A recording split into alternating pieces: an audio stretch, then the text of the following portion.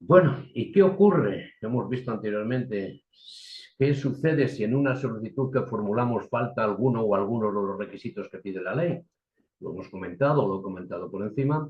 Pues si la solicitud de iniciación no reúne los requisitos que señala el artículo 66, esa cuestión antiformalista, bueno, pero tendremos que identificarnos a quién nos dirigimos, qué es lo que pedimos, qué lo solicitamos, o los que se refieren a la responsabilidad patrimonial. Lo que nos dice la ley es que se requerirá el interesado, lo hemos comentado, para que en un plazo de 10 días subsane la falta o acompañe los documentos preceptivos, con indicación de que si así no lo hiciera, se le tendrá por desistido de su petición, de esa petición que se ha formulado. No cumples con lo que tienes que traer, que te hemos pedido, lo siento, pero se te entiende por desistido, ¿de acuerdo? Lógicamente, dice previa resolución que deberá ser dictada en los términos previstos en el artículo 21. El artículo 21 se refiere a esa obligación de resolver y notificar, ¿no? Bueno, pues allí lo hemos comentado ya en otros apartados. No obstante, se admite, la jurisprudencia está admitiendo que eso de los 10 días pues puede ser una circunstancia un poco en contra del administrado, e incluso cabe la posibilidad, como se dice en otros apartados de la ley, de que cabría presentarla posteriormente antes de que se notifique la resolución de ese desistimiento. ¿De acuerdo? Hemos comentado que el plazo es para que en un plazo de 10 días, lógicamente días hábiles, esa posibilidad de ampliación de los plazos, pero hasta 5 días más, siempre que no se trate de procedimientos selectivos, unas oposiciones o de concurrencia competitiva, como por ejemplo puede ser una cuestión relativa a subvenciones. Nos dice que este plazo podrá ser ampliado prudencialmente hasta 5 días a petición del interesado o a iniciativa del órgano cuando la aportación de los documentos pues, pueda generar una serie de problemas en orden a poder cumplir con esas obligaciones que se nos impone para poder llevarlas a cabo. Pues presentan dificultades especiales para poder aportarlas, pues oye, dame algunos días más que lo necesito. Ya hemos visto y lo hemos comentado anteriormente, nos dice aquí Paisanín que si crees que es posible modificar o mejorar voluntariamente la solicitud formulada, es lo que hemos visto, pero ahora con la directa de Paisanín, claro, pero como os dije anteriormente, tiene que ser procedimientos iniciados a la solicitud del interesado y en esos casos, ¿qué puede hacer el órgano competente? Puede recargarnos para esa modificación o mejora voluntaria. Únicamente lo que dice la ley, que de ello se levantará un acta sucinta, venga, corto, no hace falta andar con muchas tonterías, ¿de acuerdo? Bien. ¿Y qué ocurre? Nos dice Paisani, ¿qué ocurre cuando se efectúa la presentación de una solicitud de forma presencial por quien está obligado a hacerlo electrónicamente? Bueno, pues ese mismo artículo nos dice que si alguno de los que hacen referencia a los artículos 14.2 y 14.3, o sea, los obligados a relacionarse de forma electrónica, lo presentan presencialmente, los obligados los tenéis aquí, las personas jurídicas, las entidades sin personalidad jurídica, quienes ejercen una actividad profesional para la que se requiera colegiación obligatoria para trámites de actuaciones derivados de la misma, quien represente a no interesado que está obligado a relacionarse electrónicamente y los empleados de las administraciones públicas para los trámites de actuaciones en razón precisamente de esa vinculación que existe en ellas. Bueno, pues si alguien que tiene obligación de hacerlo presencialmente, o sea, perdón, electrónicamente lo hace presencialmente, nos dice que las administraciones públicas requerirán al interesado para que subsane a través de su presentación electrónica. Sí, se lo admitirá, pero dice, oye, aquí está, esto no vale para, tú tienes que hacerlo electrónicamente. Y, lógicamente, tienes que hacerlo electrónicamente. Y a efectos de estos efectos se considerarán como fecha de presentación de la solicitud aquella en que se haya realizado la subsanación. Hay jurisprudencia del Supremo diciendo que únicamente es para los procedimientos iniciados a solicitud del interesado y que tampoco vale esto para los procedimientos en vía de recurso. ¿De acuerdo? Bueno, que dice el artículo 68 en relación con esta materia. Nos ha preguntado aquí Paisanín algunas cosas. Habíamos comentado, aunque fuera por encima, en el desarrollo de esa solicitud o de esa iniciación, mejor dicho, a solicitud de interesado y podemos aclarar una serie de dudas. Bien, pues ya casi no nos queda más. Queda algo que es lo relativo, lo que hace lo concerniente a lo que es la responsabilidad, la declaración responsable y la comunicación, que encuentran su regulación normativa en el artículo 69 de la ley. Esto en el año 2006, mediante una directiva de la Unión Europea 2006-123-CE, relativa a los servicios en el mercado interior, se introdujeron dos nuevas figuras en el procedimiento administrativo, ya se introdujo la ley 30.992, y esas figuras son precisamente esta comunicación previa y la declaración responsable. Bueno, se incorporan estas figuras para la adaptación a la nueva legislación de libre acceso a las actividades y servicios, la ley 25/2009 de diciembre, no recuerdo la fecha, y que son unas fórmulas sustitutivas de las solicitudes administrativas tradicionales que iniciaban procedimientos de autorización, licencias o permisos, ¿no?, para iniciar una actividad.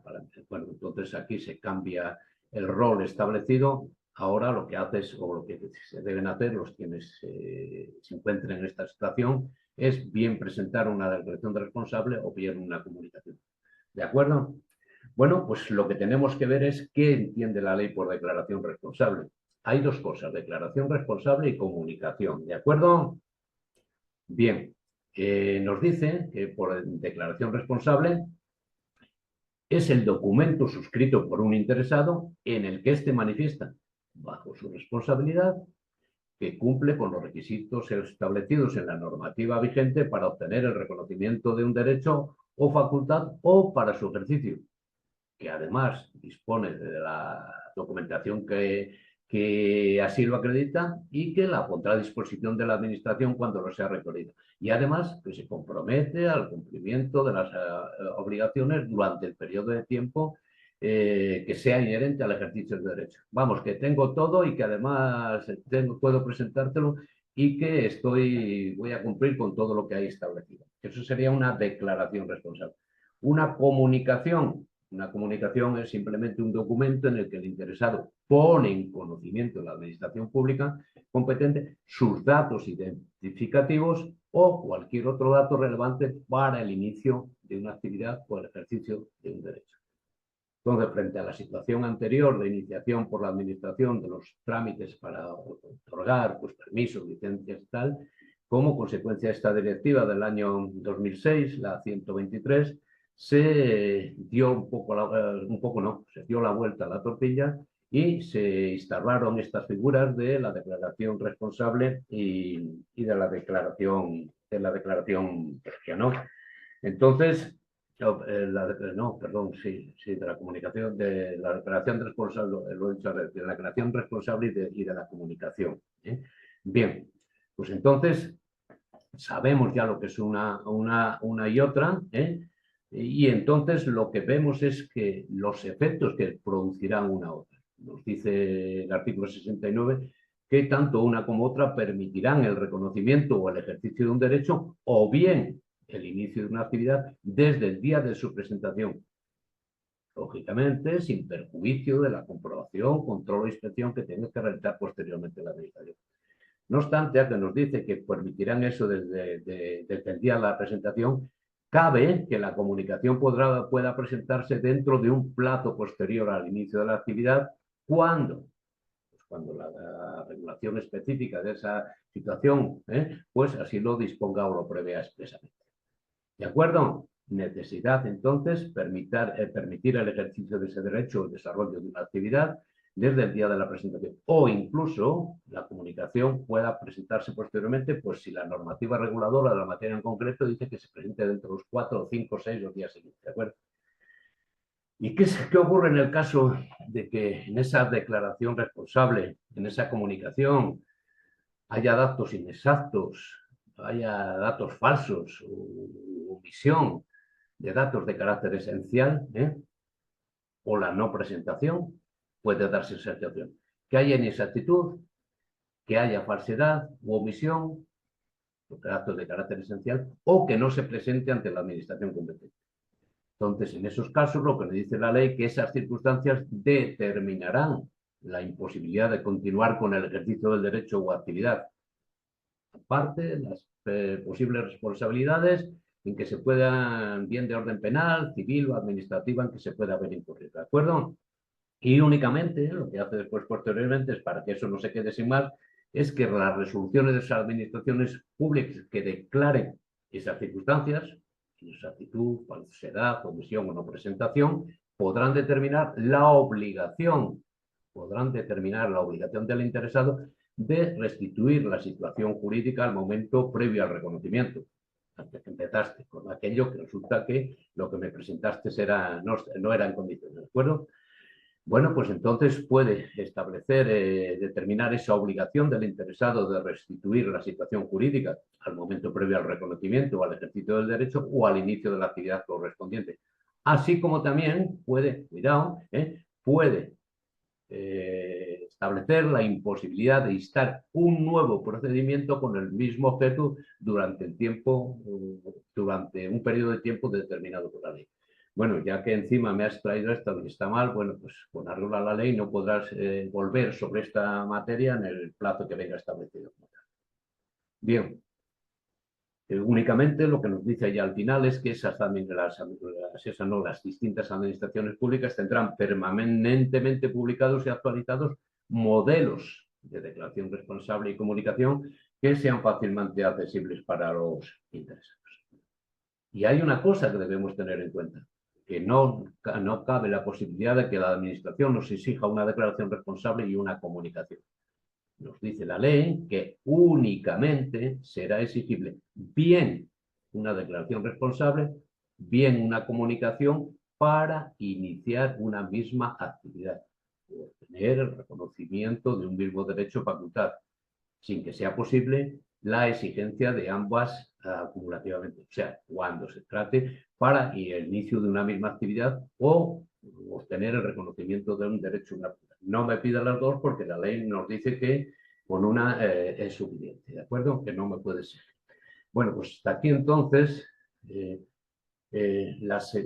vamos a ver la segunda parte, podríamos decir, de lo que es el inicio del procedimiento, con todas estas circunstancias de inicio de oficio o a solicitud de persona interesada, con los diferentes modos de iniciación de oficio y, sobre todo, a solicitud de persona interesada, ese requerimiento que nos tiene que hacer en el caso de que haya defectos, podríamos decir, en la solicitud que hemos presentado, que se nos debe requerir, se nos debe cubrir y además se nos debe indicar que si hacemos caso omiso a lo que se nos indica, se nos tendrá por desistido de nuestra solicitud. Cuando vemos el procedimiento, hay determinadas actuaciones que tienes que llevar a cabo durante un determinado periodo, por regla general, 10 días, y también lo que ocurre con ellas es que pierdes el derecho al trámite.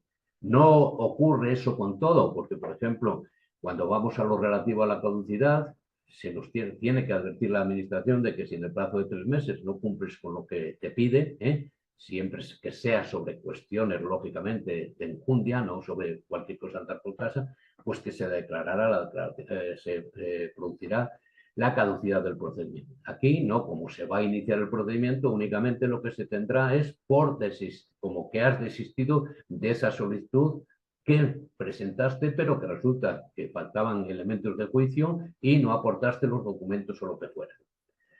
Bueno, pues ya en el próximo veremos lo relativo a esa fase de ordenación del procedimiento, con una serie de circunstancias, algunas de las cuales, sobre todo, tienen su relevancia en cuanto a supuestos prácticos que os puedan poner. Bueno, o incluso también son socorridas algunas preguntas con lo que hace en los cuestionarios tipo test. Pero bueno, lo veremos poco a poco. Salud.